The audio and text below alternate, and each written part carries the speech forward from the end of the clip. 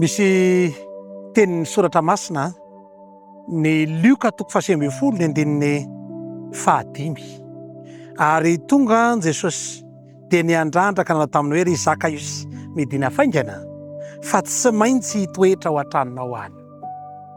Teny goavana sy lehibe zany teny zany ry ava-malala izay mametraka fanantenana fa Jesosy dia tsy mandalo fotsiny eo aminao fa afaka mitoetra ao an-tranonao izy. Nanana ny fahalemeny Zakaiosy, nanana ny toetra ratsy Zakaiosy. Tsy faly tamin'ny Zakaiosy ny olona rehetra satria mpanararoatra ary nankalan'ny olona izy. Nangetaheta mafy te hahihana amin'i Jesosy nefa izy. Ary Kristy kosa dia tsy mandaza rehetra maniry anatinazy. Ary izay nahatonga an'i Kristy ny teny manao hoe efa tonga ny zanak'olona hitady sy hamonjy ny very. Mety very tahaka ny Zakaiosy ianao, mety efa narimy fiarahamonina ihany koa ianao, fa Kristy kosa dia tsy manary ianao. Niakatra teny amin'ny hazo Zakaiosy satria takony olona rehetra. Indraindray mety misy manakona anao eo amin'ny fiainana, tsy tazana tsony mihitsy ianao, fa aza adino fa mbola mahana vahaolana ho anao Andriamanitra. Nisy hazo niakatra teo amina hazo izy. Ary rehefa nandalo Kristy dia nahatazana azy manao hoe midina faingana fa tsy maintsy mitoetra ao an-tranonao any eo.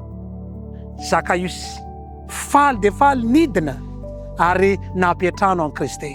Ny teny soratra masina dia milaza fa tezitra ny olona raha nahita an' Jesosy niatrano tao amin'ny Zakaiosy. Aza adino fa ny fanatonanao an'i Kristy tsy voatery hafaly ny olona rehetra.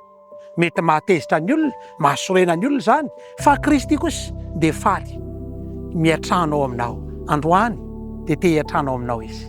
Sokafo mivaravarana, mandondona ao an-tranonao Kristy, ampandrosoa izy satria hiatrano ao anao izy. Ary zay nahatonga an'i Kristy ny teny tamana hoe tonga ato amin'ity trano ity ny famonjena. Tonga ao an-tokantranonao ny famonjena androany ary ampandrosoa i Kristy fa hitoetra ao aminao izy. Hivavaka isika. Tompo malalo meteza hiantrano ao an-tranonay ianao, mitoera ao aminay ary tonono amin'ny tokantrano tsirairay avy izay mandray anao ankehitriny ny fiadanana. Amen.